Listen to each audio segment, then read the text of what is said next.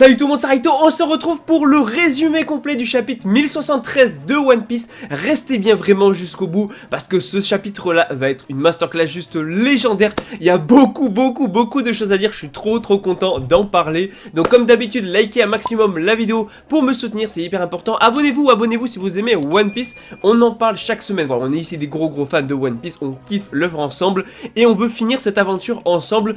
Donc n'hésitez pas à vous abonner, je compte sur vous. Dis-moi aussi en commentaire ton avis sur les spoilers, sur le résumé complet. Dis-moi ce que tu penses de tout ça et mets une petite note sur 10. Et je te le dis, prépare-toi bien, on va aller direct à l'essentiel, on va pas y passer 15 ans. Et prépare-toi.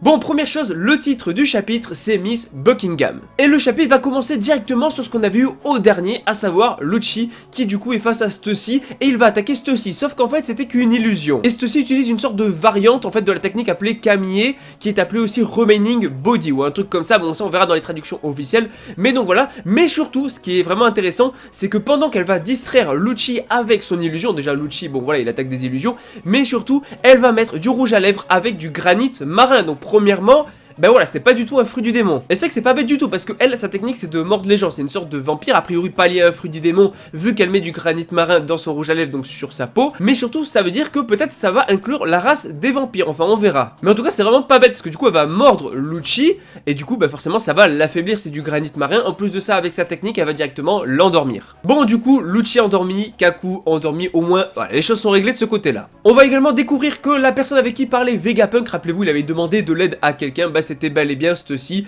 mais c'était pas prévu qu'elle fasse partie du CP0. C'était en tout cas pas du tout l'intention de Vegapunk. Enfin en tout cas elle peut pas arrêter les Séraphins tout simplement parce qu'elle est au même niveau que les autres membres du CP0 dans la hiérarchie, donc elle peut pas écraser l'ordre qu'a donné Rob Lucci. Attention, des dingueries qui arrivent encore une fois, c'est pas fini, je vous le dis, préparez-vous, il y a plein de choses qui se passent, c'est ouf, le chapitre va être hyper complet. Donc on a deux des Vegapunk donc qui vont débarquer, qui vont sortir du labo, donc on a Lilith et Edison, et on a directement le Séraphin Mihawk qui va attaquer Lilith avant qu'elle puisse donner l'ordre justement au Séraphin d'arrêter. Et là, qui c'est qui va débarquer, qui va se mettre en travers de son chemin quand on parle de Mihawk? Oui, c'est bel et bien Zoro qui va protéger Lilith et qui va se mettre face au Séraphin Mihawk. Oui, c'est une dinguerie parce que voilà, on sait Zoro veut battre Mihawk, bah là, pour le coup, il va en tout cas affronter son Séraphin. Bon, on verra ça que pendant quelques pages, quelques cases, mais en tout cas, voilà, c'est cool, on va pas avoir de nouvelles techniques, mais en tout cas, quand même, un gros affrontement. On a quand même du coup un Séraphin de Mihawk contre Zoro, donc c'est plutôt pas mal.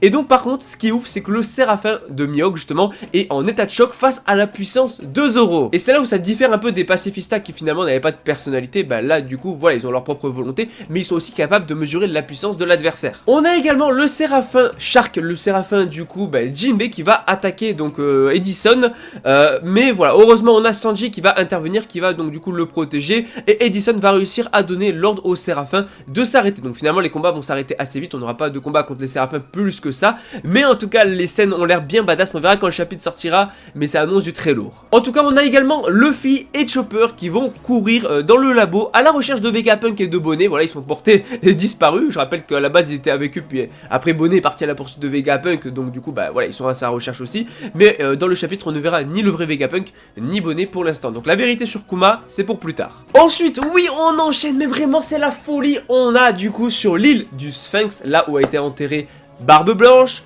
Oui, ouais, on parle de cette île là incroyable, l'île où est née Barbe Blanche, c'est incroyable. Et donc du coup, il est révélé que la marine est allée sur cette île pendant que Marco était donc du coup à Wano Kuni, donc il pouvait pas protéger l'île ou protéger ce qui appartenait à Barbe Blanche, ni même le village. Par contre, qui c'est qui est allé donc là-bas pour protéger donc le village de la marine? C'est Weeble. Oui, c'est Weeble qui a protégé justement le village de Barbe Blanche, l'endroit où était Barbe Blanche, où est née Barbe Blanche.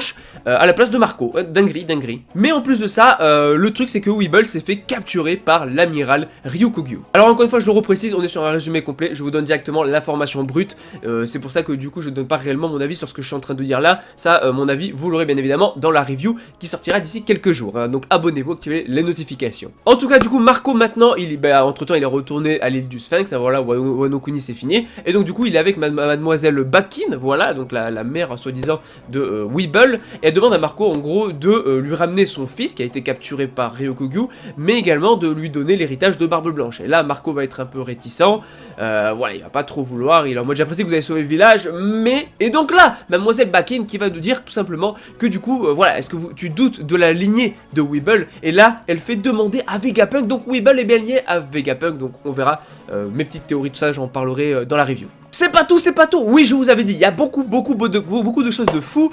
On repart sur la mer, on a Kizaru. Oui, il fallait bien qu'on mette Kizaru. Kizaru qui du coup apporte quelques snacks, quelques boissons à un vieil homme qui est sur le navire. Bien sûr, avant ça, la marine va vérifier que les boissons sont pas empoisonnées et que Kizaru n'empoisonne pas le gars. Mais il s'agit surtout pas d'un gars ordinaire, parce que le gars en question n'est autre qu'un membre du Gorosei. Oui, et il a déjà rencontré Vegapunk une fois apparemment.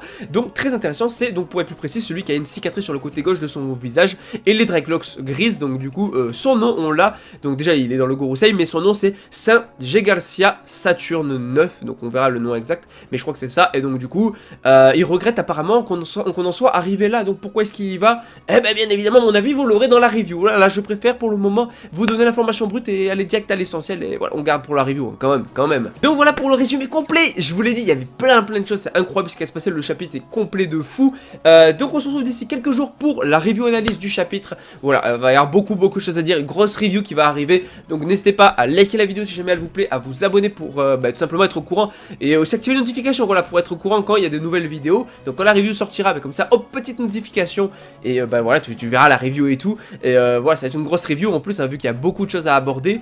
J'espère que ça t'a plu, n'hésitez pas bien sûr à me dire en commentaire votre avis sur tout ça, sur ces spoilers, sur ce résumé complet, et moi je vous dis du coup à très bientôt, allez, ciao tout le monde.